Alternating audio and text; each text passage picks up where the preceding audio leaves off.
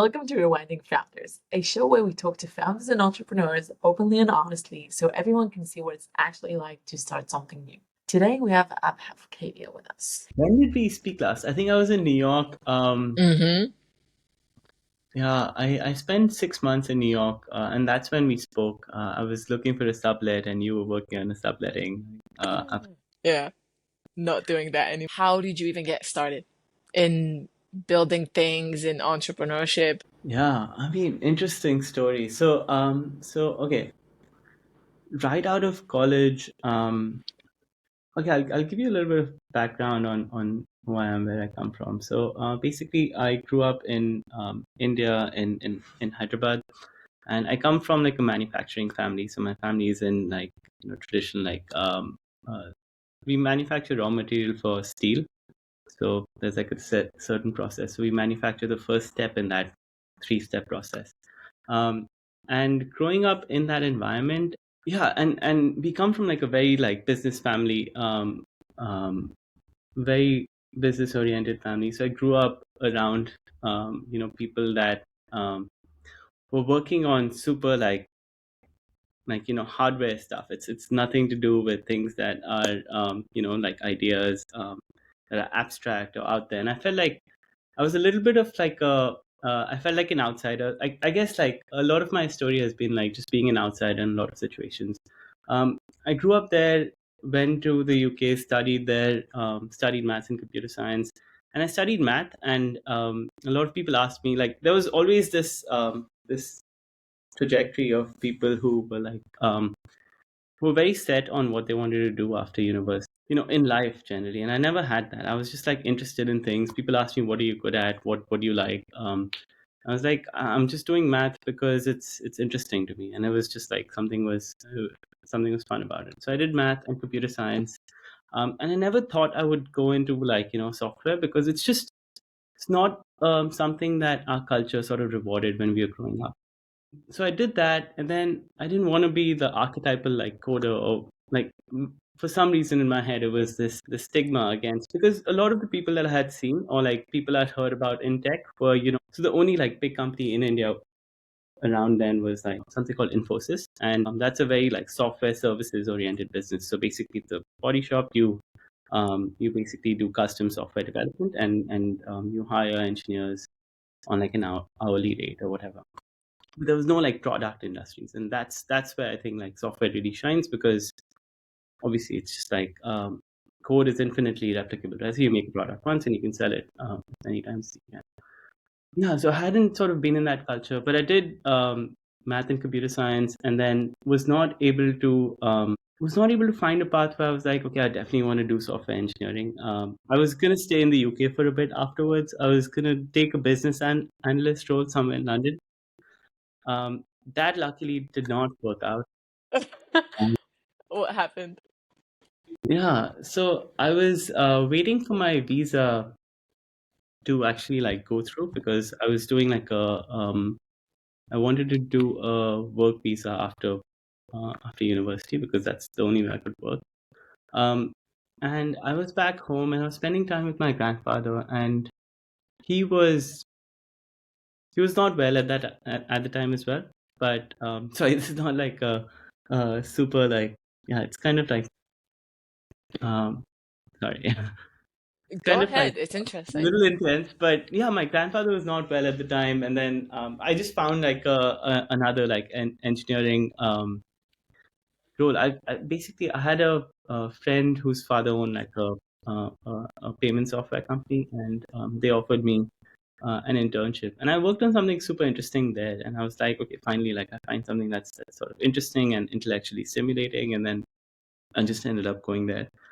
Uh, but that's sort of like the entry. So I guess I'm starting at the like bottommost layer of the stack. But how I got into like software is that like even after university, I was not considering like strictly going into software, but ended up going into software. And then I worked at this payment software company for about 2 3 years. So we basically built software that banks used for payments processing. So it was a big focus. It was a shift away from like software services, which a lot of Indian companies were used to doing, into into like a product business. So the company was super aware of that fact, and they basically moved into that. And I stayed there for a little bit longer than I should have. I did a bunch of like research and development roles, but I stayed there a little bit longer than sort of Why do maybe a you year think longer that?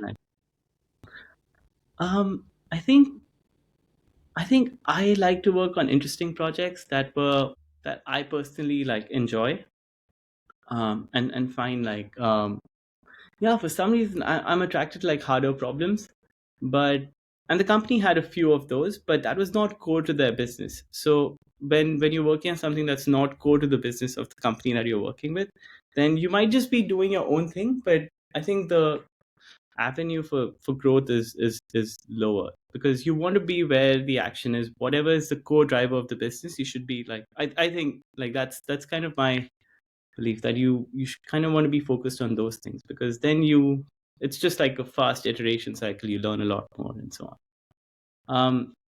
So I was working on these research and development projects, but they never sort of like came to the market. Yeah, so I'll give you an example. So okay, this is payment software like that sits inside a bank and processes payments for the bank.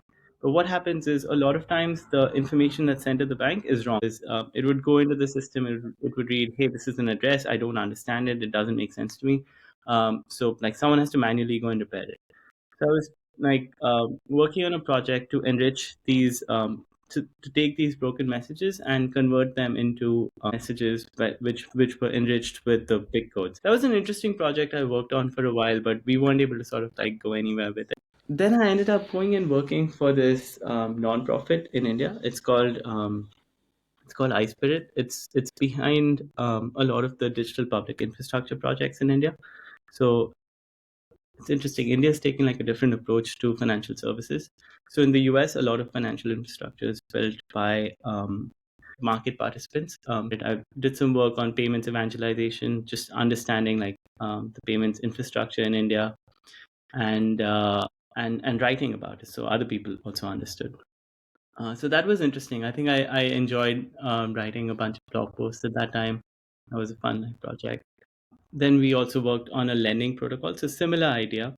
Idea was that you create this protocol in the middle for like small businesses. Essentially, they want like a small loan, so like $1,000 loan or $2,000 loan to keep their like operations running.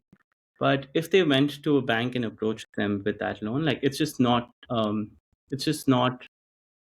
it's just not feasible for the bank to service that loan, or entertain that loan, because essentially like banks make money on spread, right? And like on a $2,000 loan, like Yeah. there's a very small margin that they can sort of like acquire. So the idea was that a lot of small businesses would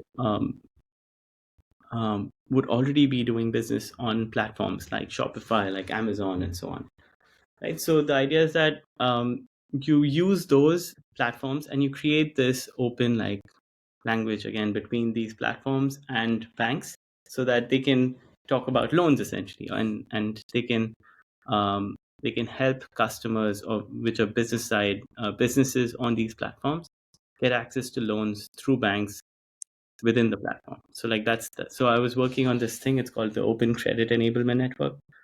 Did that for a while. That was an interesting project, and we wanted to do something similar to that, but for the American market, because that was sort of like the it's so funny. So in the US at that time, sorry, it's funny for me. Tell us. Yeah, it's interesting. I think in the US, a lot of like fintech founders have burned their fingers because of this video from Angela Strange at A16Z that said that Uh-huh. every company will be a fintech company. And I think that's that.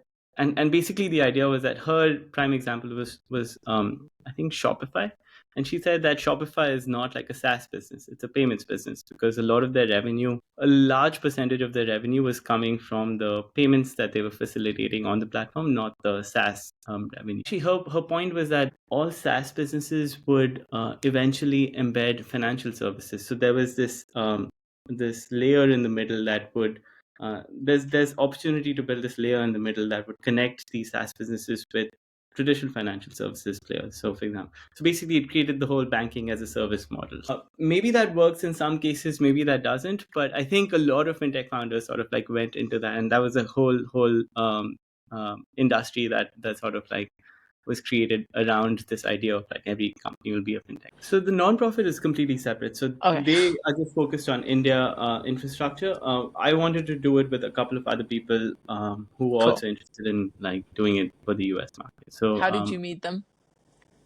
I met them through this. I met one of them through this organization.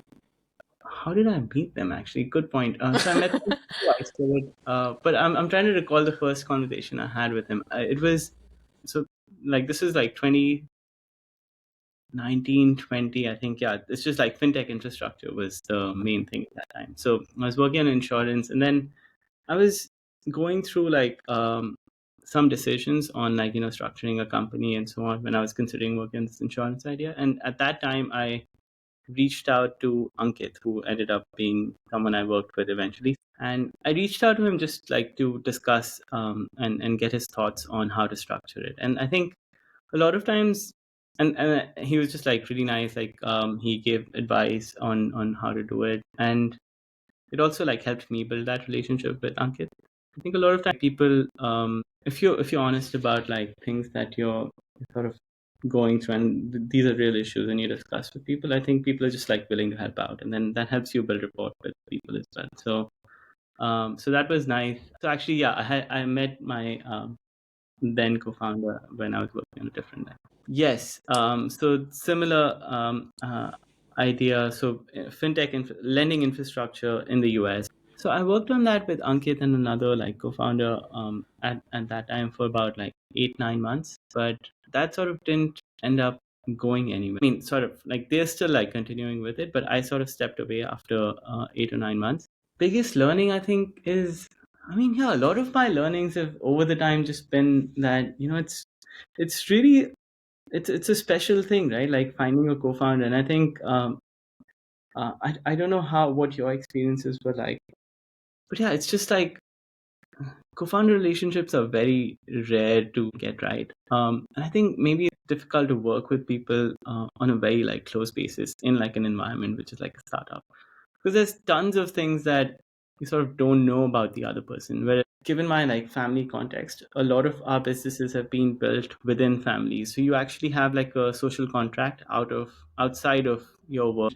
It's not like zero sum. It's more like you kind of have a similar I contract. feel like what you're saying is so true. My co-founder felt a bit like that. Like we were friends for so many years, and then when you start working on something together, you kind of have an understanding of who the person is, but Right. also, and it's still hard. Interesting. How long did you know her? We met when we were 19, became really good friends.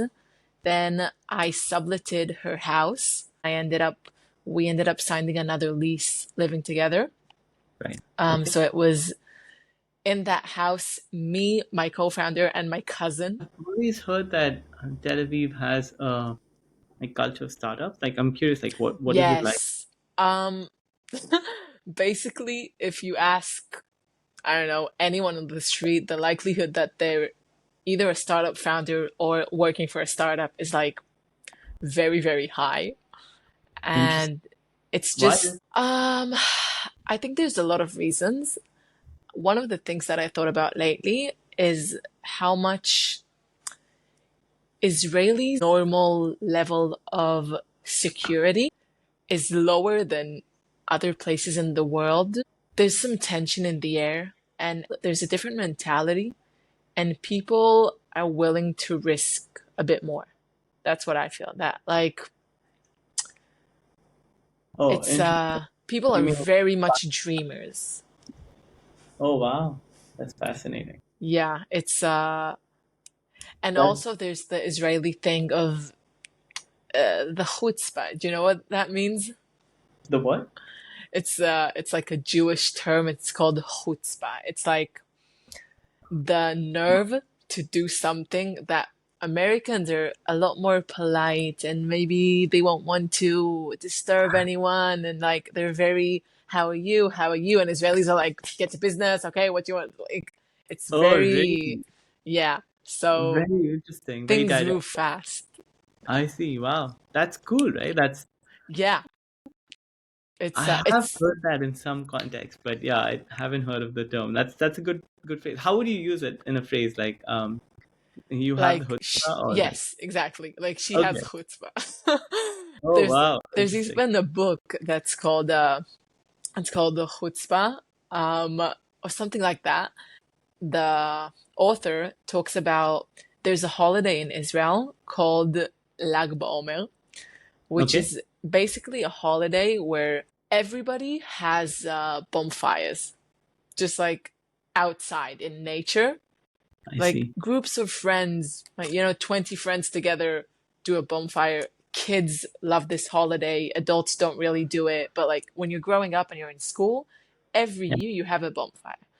Now, nice. in order to organize that, it's there's a lot of entrepreneurship involved. You need to get the wood that you're gonna burn. I So see. you see, like the week before the holiday, you see everywhere kids walking around with like little carts looking for pieces of wood, like organizing the thing. And you need to invite your friends, and someone needs to bring potatoes, and someone needs to bring marshmallows, and like it's a whole operation. Oh, And that's it's the amazing. most Israeli thing ever. Interesting. The whole culture is very hustly, I would say. So it's Wow, that is fascinating. Yes. yeah, What's the holiday called again? Lag BaOmer. Okay, It's right. I'm not gonna try to pronounce that, but that no. sounds amazing. So moving back to you. You started a company in the US, and Yes. then you decided after 8 to 9 months that it's not happening, and you moved on. And what did you do? Yeah. Oh, that was actually a really good time. I think this was September of 2021. Hmm. Um, then I immediately, I mean, it was, I have these moments when I've been working. I guess, like, I think part of it is that maybe it comes from like a fear of commitment, but when I'm done with like a project, I find it very freeing. Like, I'm like, oh, now the world is my oyster. And it's just like, I spent like, I think 2 weeks after that just reading because crypto was super interesting at that time, and like 2021 bull run was just like beginning. And I spent a lot of time like reading about like DeFi protocols. Spent a lot of time in that. I was in Bangalore at the time. Bangalore is kind of like Tel Aviv in India. I mean, like in the Yeah. startup. So it's quite fun. I spent like a few weeks reading. I remember those periods being like super interesting because you just get to learn so much about like a whole new industry. And I have a friend. She actually did like a blockchain startup earlier. So I'd spoken to her. I was I asked her, hey, I'm like thinking about like going into blockchain now, and she's like, um, yeah, that's great, like, but don't get in and get into it for the hype, right? Like FOMO is the worst reason to do anything. Like take some time, like really understand the space, and then like go and work for whoever you want to. So I did that. I actually like spent like September to December, still sort of deciding what to do and um and just reading, learning. Like crypto is fascinating. Just the idea of like programmable money, it makes you like wonder like what money really is. But it took me some time, and I didn't want to get into it for the FOMO for all the reasons I mentioned earlier. But I did some research for a while, and then in December I was about to go and work. When you left the company that you started in the US and you Yeah. still didn't start working for anything else and you didn't start anything, you had a few months there in between that you were mainly learning, seeing what interests you. Yeah. What was it like? I think my family was really stressed about me, but I was really like happy because even now, right? Like it's kind of funny. Like the times when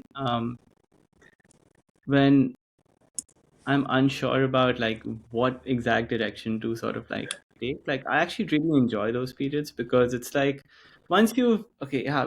Like, again, I think a lot of this is gonna like point towards a fear of commitment here, and you'll probably like notice, but commitment is something for a long, long, long Interesting. term.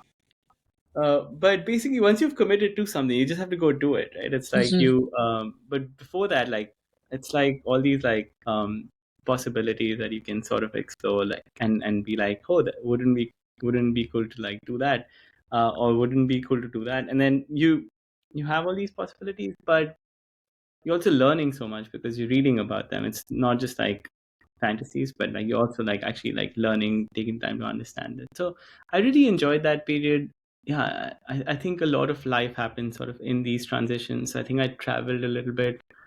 Oh, right. I remember I had gone for this. Yeah, I went for a trek in the Himalayas around that time. It was really nice. Like, spent like 6, 7 day, like 7 days going for like a uh, um, on this trek, and it was just like a very like beautiful experience. And I think I learned a lot about myself generally around then and so on. So it was like a good like break, good like reset, because startups are stressful. I think even though it didn't end up going anywhere, like we worked hard for like that period. What Yeah, was you. it like working on the startup? The experience of trying to build it and like what did it look like? I think it's a lot of just like, I mean, at that time I was still new to this. So Ankit was leading this, the person I was working with. But for me, it was just a ton of learning at that time. Like, I think I was still like sort of early. That was my first like real startup experience. And it was really fun to sort of like explore working on this. I learned so much. Yeah, I learned a lot about like what it takes to I think like yeah, just startups. There's this book that I think describes it quite well. It's called The War of Art. Have you heard of The Art of War? It's like a play on that. Oh, hmm. Called The War of Art, and it basically like makes it distinguish. It distinguishes, like professional like creators from people who are just doing it, and like I think what Michael Siebel calls scenesters.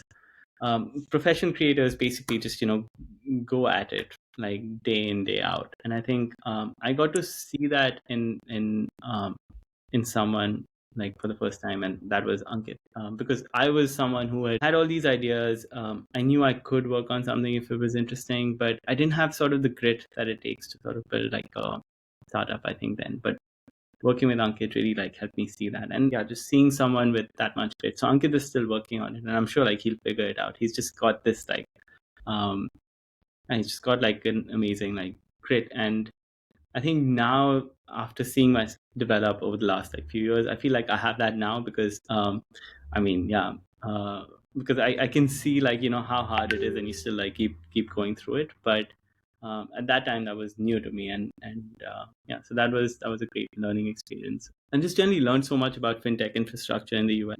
Got exposed to all these companies working on interesting things, and I also had something to like talk about. So like built a community in Bangalore. It's kind of useful to have something that you're working on, right? Like when you go to a new city, because then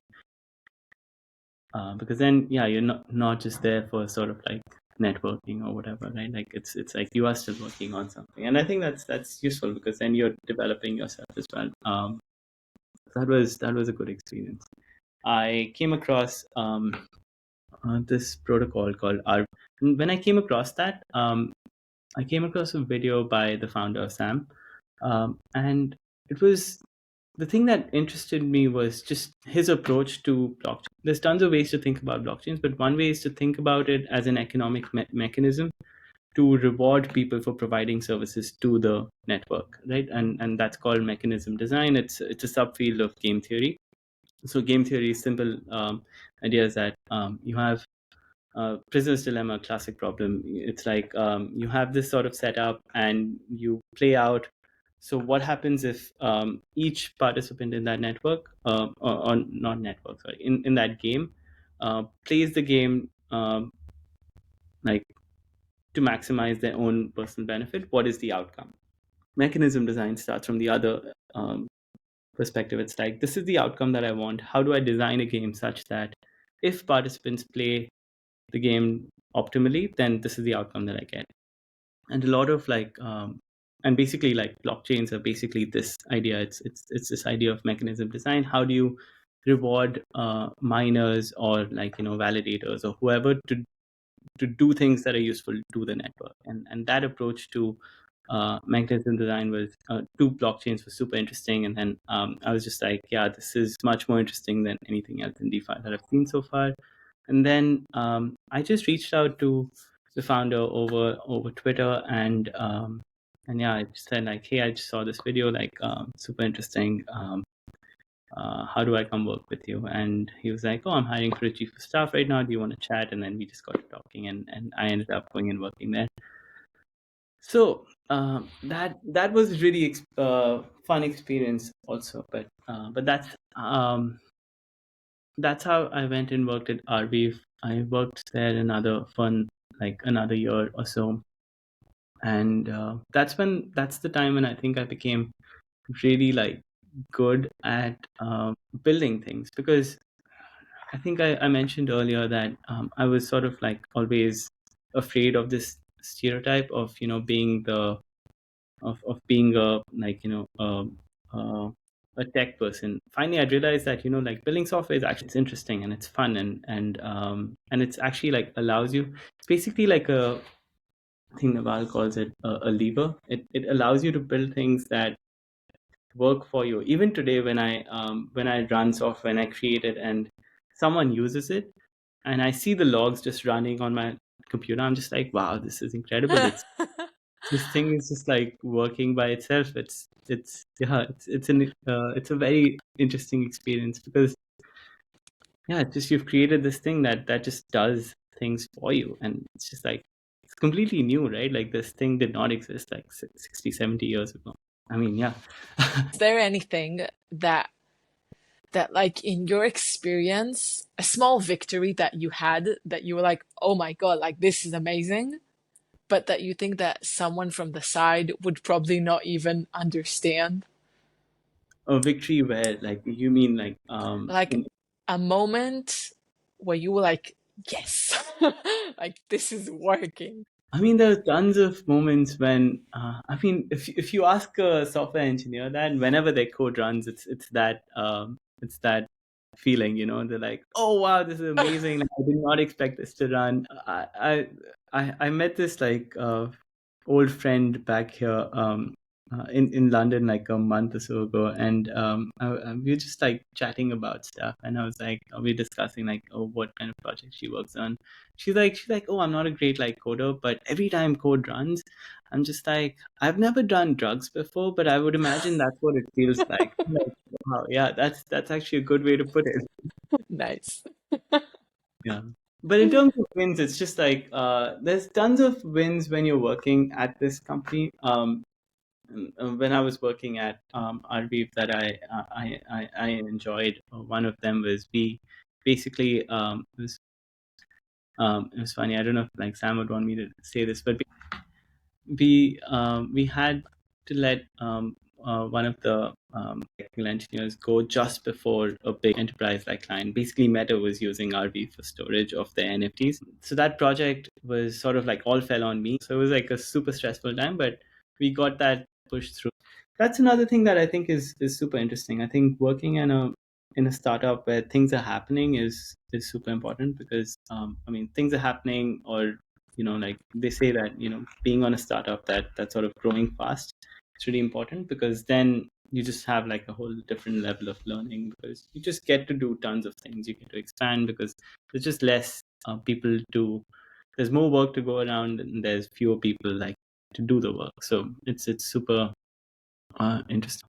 So, anyways, I worked at RB for a while, and I was still in Bangalore at this time, and I was doing sort of remote chief of staff. So that was actually like quite tough, because I think Sam used to come online around like 7:38 India time, which is like super difficult to sort of like work, and then we'd work together for a few hours. But sometimes there were nights when I would like sleep at 3, 4. But it was a great learning experience. Did that. So after a while, it was just yeah. So I was saying like I was doing remote chief stuff, and it was really fun. Learned a lot of things. Did some of the best work of my life. But I sort of it was just unsustainable after a while, because you can't do such a synchronous role async. I was not able to get a visa to come to the US. I think I just got like burnt out after a while, and I was just like, I cannot sort of like do this anymore. And so in December, I remember like going away on a trip with my parents, and then I was like, think I can't do this, and they were like, are you crazy? Like, why would you quit this such a great job, such a great opportunity, whatever. I was just like, no, I think it doesn't make sense. I think a lot of my life is my parents and my family sort of keeps me in check. Try my best to sort of convince them about something, but there's still times when I'm just like not able to. But I give it my best shot, because I think having them aligned with what I'm doing is just easier, because I think the entire world might think that you might be doing something that sort of like doesn't make any sense. And I feel like if I can convince like just the two or three people that are closest to me, I think that helps you um make better decisions and make sure that you're not doing something. It's not the safe move. Yeah, yeah, I guess, yeah. But I mean, it's not that risky, right? You're not like taking a risk. Yeah, it's not like you have a probability of dying or anything. You might die like in the metaphorical sense, but seriously, Yeah. like you're not risking like large part of your. I mean, you're risking time, and I think time is one of the most important resources, but it's also a really good investment of time in that sense, because even if it doesn't work out, it's just um you just learn so much, right? So anyway, I left Arviv, and then yeah, after leaving Arviv, I think I had like a difficult like few months because it's just like I had this great thing. I was really like excited to work on it, and then just not having something sometimes can not having something that you're working on. It sometimes it's freeing, but sometimes it's also like once the freedom sort of dies down, until you have something sort of to look forward to, or something that you have planned out, there are moments when you're lost, right? um so I think that happened a little bit, like, so few months where I was just not productive. I didn't do much. I was just like at home, like chilling. Yeah, I think I had been wanting to do this meditation course for a while, so I got time to do that, and it's like a 10-day retreat, so you can't sort of do that while you're working on something, because you kind of need a break. And I think it was good to have that break to sort of like go and do that. But I was just at home, like, yeah. Oh, I traveled to Nepal at that time as well, which is a really nice place. Just very like therapeutic. It's just like just life moves at a slower pace. It's like these places where you're just like you can relax and be like, yeah, there is a life outside of startups. I feel Yeah. like when you're in, I feel it in Tel Aviv and I felt it in New York. And when you're in these places, it feels like it's all that there is to life. And then you go to some small village and everyone's like chill and happy. And you're like, huh, interesting. Know what you mean. Yeah, yeah. Oh my God, I can imagine. Yeah. Yeah, I have had tons of those moments. So I was in Kolkata recently. Kolkata is where my mother sort of grew up. She comes from there. Kolkata is like a city in the northeast of India. It's in Bengal. And I remember going to I was there for some legal work, and I remember going to the lawyer's office, and I was building like I mean, I had started like building an AI tax app, AI for like tax advisory by then. But I remember going to this court and seeing people just sitting outside that court and like typing away on the footpath on their typewriters from like the 1960s, and I'm like, this guy does not care about rights. Like, this guy would never, like, it would never be relevant for this person. It's so interesting, like, and people Oh, still have wow. those kinds of like, it's just like tons of like physical paperwork, tons of that stuff.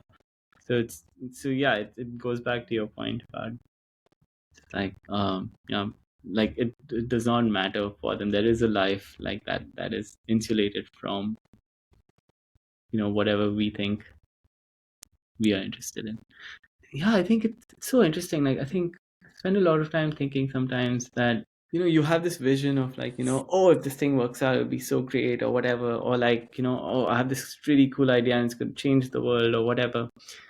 And a lot of that is just like this potential, right? Like, it like actually, if you take yourself out of that context, it's just like what you just like thought about this thing, like doesn't matter, does not affect anything today, and it's just like there is a life outside of these things. But it's just, yeah, it's fascinating to sort of like be in that zone and like think through it. But yeah, I don't know, man. Like it's a lot of like things.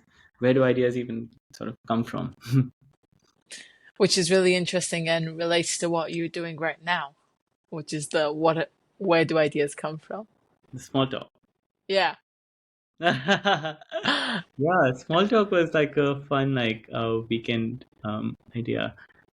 Yeah, yeah. Oh, actually, I see your point now. How it relates to that. Yeah, basically, this there's actually two routes that this thing can go down. So small talk is basically, yeah, I think you've used it a little bit, but it's basically this app that like a cute little bird that asks you about things that you're interested in, or like small problems or issues that you have.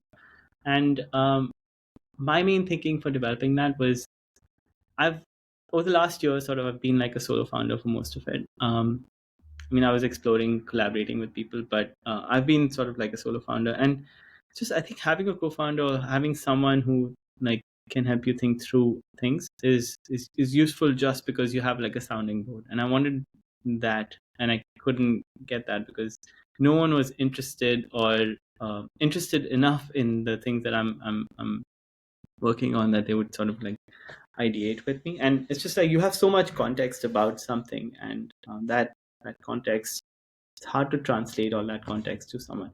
It's a good exercise to try to do that, because then you understand which parts of your understanding are sort of missing. But I wanted like a thought partner, so I think I created this app.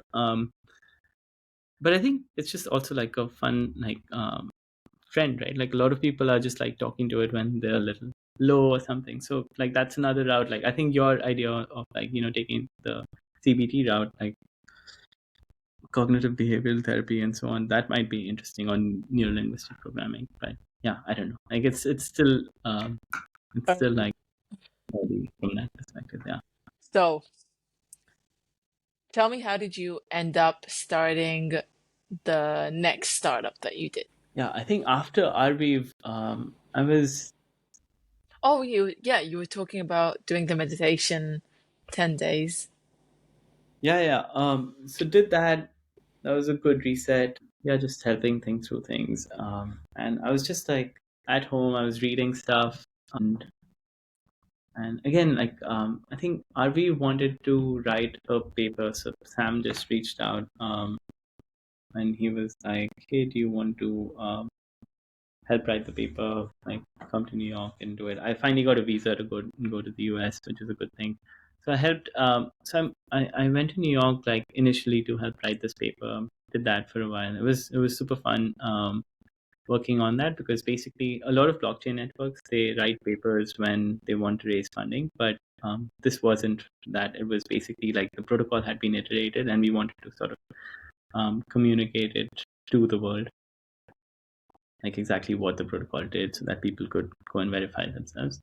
Um, so that was an interesting project. But then after that, I was just the whole like GPT-4, Chat GPT-4 wave had happened, and then I started. Then when I was in New York, after I think I worked on this paper for 6-8 weeks. When I was there, and then immediately after that, I was like, I don't know what to do now. Like, I was basically there to sort of like figure it out. I was like, oh, I'll go there and figure it out. Super interesting, because New York is a very expensive place to sort of like do To that. figure it out. Yeah. So I had been working in India, and I had enough money saved up for like a couple of years, from like by Indian standards, because you don't have that much. You don't have that many expenses. It's like the cost of living difference is like, I think 6x or even like more. And then like coming to New York, I kind of like ended up like going through a lot of that money very quickly. But it was a fun time. I think GPT-4 was it's just generally like it was fascinating when it came out. I remember feeling this like intense feeling of dread, that like everything is going to be like yeah, because I mean people are super excited when it came out. people were super excited when it came out, Chat GPT and everything. But the excitement kind of died down. But one thing that I was really good at was writing code, and became like a core part of like people's workflow in code. And that was kind of the thing that it was really good at. And so when you as an engineer like look at that, you're like, oh my god, like this is going to change the industry. Like this is going to be like, so not even change the industry. What would it mean for me, right? Like it's like Yeah. what are all these skills that I've built up? And I went through that like a month, 2 months. I was just like in denial. Crisis. Yeah. But then, like, Yeah. when I started using it, I had a conversation with like another founder, and he was like, "Oh, have you tried like GitHub Copilot?" And I was like, "Oh no, I've heard about it." He's like, "Just try it; it's really good." And then when I started using it, it was just like amazing, and I was like, "Wow, this is really cool." So I went from that cycle of dreading this to like adopting it, and it's so interesting because I built autonomous agents. It's kind of this idea that you make AI agents that can go and do things for you. I built like an app for that and deployed it. After that, I ended up like doing something in tax. So using this technology applied to like tax advisory. So the idea is that if you have a question related to tax law, you ask the AI this. It basically goes, finds the relevant legislation, reads it, applies it to your question, gives you an answer.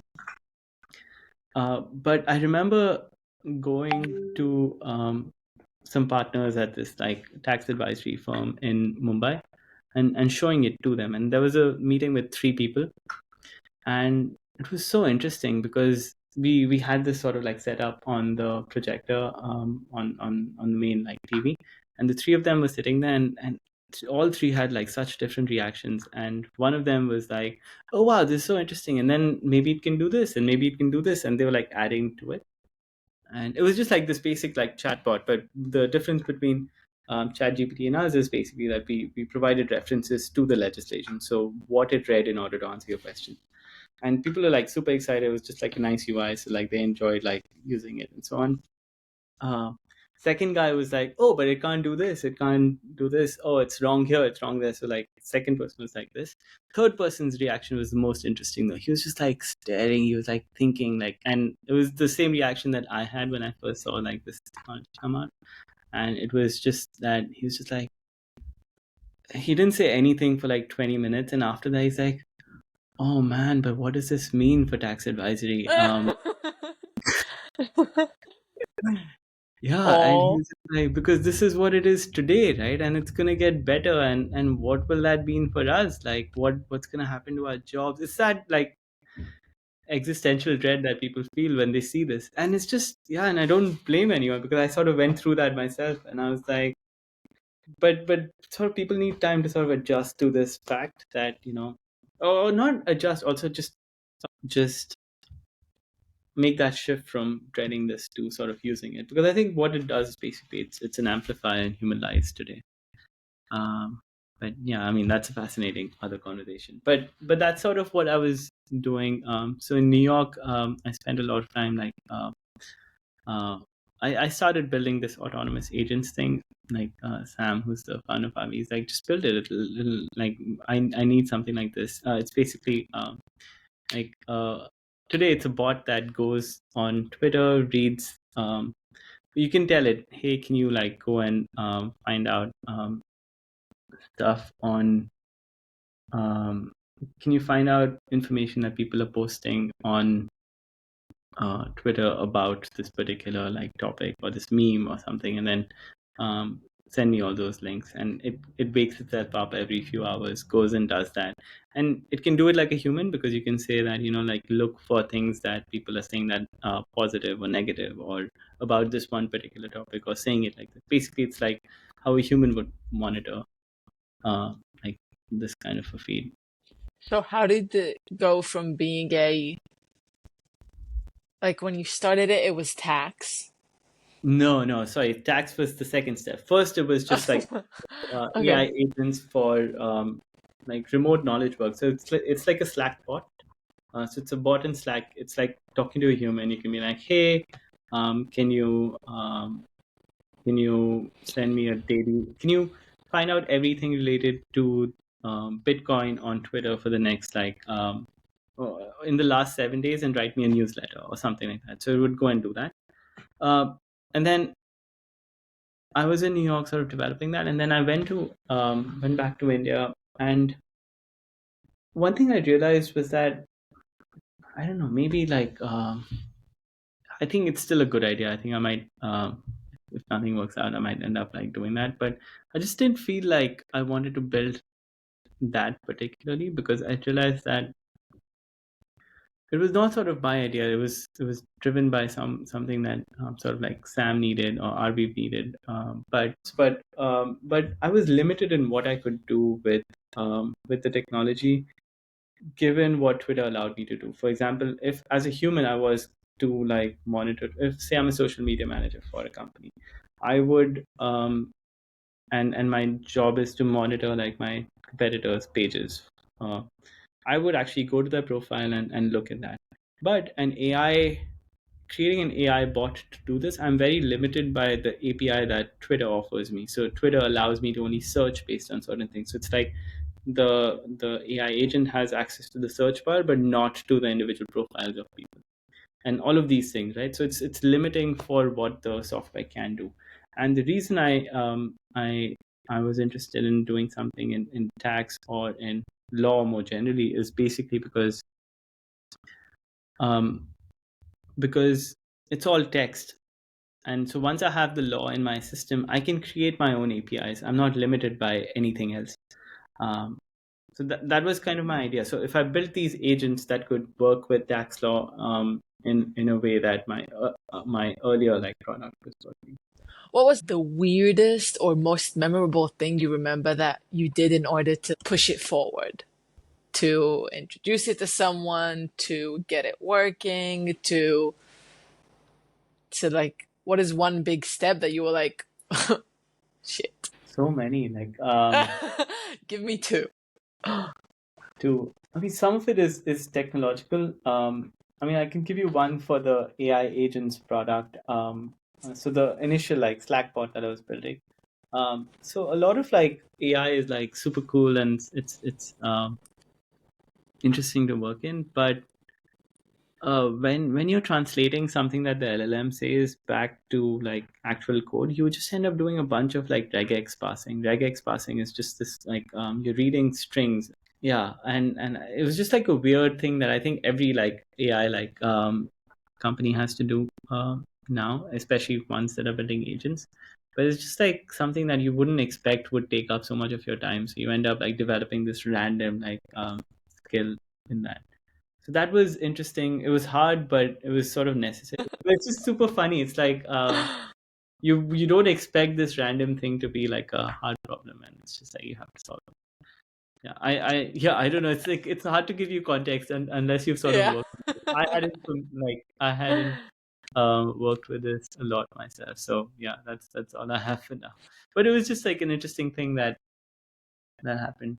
Another thing is just yeah, these are maybe like technical issues that I faced in the beginning, but only now that I'm going to market with these things, I'm facing more like human issues, which I think is nice. Like Interesting. it's good to, because at the end of the day, you can build a product in silo, but at some point it has to sort of like change people's lives or impact like the way people do things. And otherwise, what are you doing? Did you have human issues? Uh I think I really enjoy talking to people. So when I'm in a room with someone and I'm working on something, so it's really fun. But it's just generally like So currently I'm in London. I'm building like a tax advisory product. I just don't know so many people like in tax or who would be potential users. So just getting those, and these are busy people. So getting those meetings, all of that is like really tough. How do Actually, you do when that? I tried to actually like go and show up to people's offices and be like, hey, like I've built this product, did that a few times. But people just like, no, come back when you have an appointment, which is kind of expected. Like in the abstract, it doesn't feel like that disappointing. But when you actually go through it, it's a little like, jarring. It's like, It's what do I very do? bold. It's Yeah. Yeah. Interesting. Wow, no, that is totally good on you. Like that's hard. Going to physical places and like getting meetings.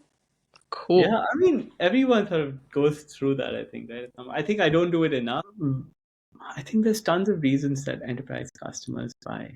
Sorry, when I say it, like there's so many it's in this conversation, but basically, this recent tax advisory product. So I launched a version of this in India with one of my cousins who's in Mumbai, and it was interesting. We got a good reaction. People had like amazing like interactions with it. But I didn't end up sort of pursuing it basically because it's still expensive to run these things. And generally people are not used to paying for software in India.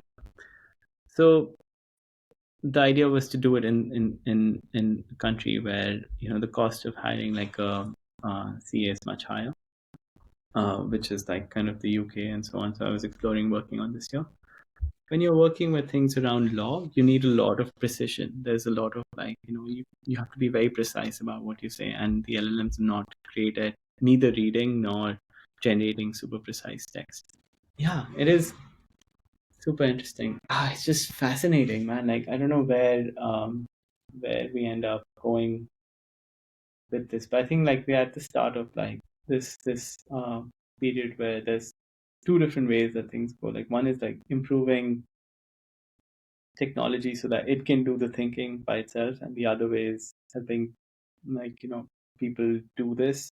People use the technology so that they become more productive, and I think both are valuable, and I think both should be pursued. But like a lot of my like a lot of times when I'm exploring something, it kind of resolves to one of these two parts, and I don't know like where we go with these. It's just yeah, it's what a time to be alive, right? Like it's Yeah, insane. definitely. Okay. So interesting. I have so many more questions and no more time. It I was thought like sorry, I haven't done this before much, so me neither. No, don't worry. Thank you for telling us everything. And it was great having you. yeah, thanks so much. It was really fun. This first time I did something like this, so yeah, it was Woo! fun. Enjoyed it.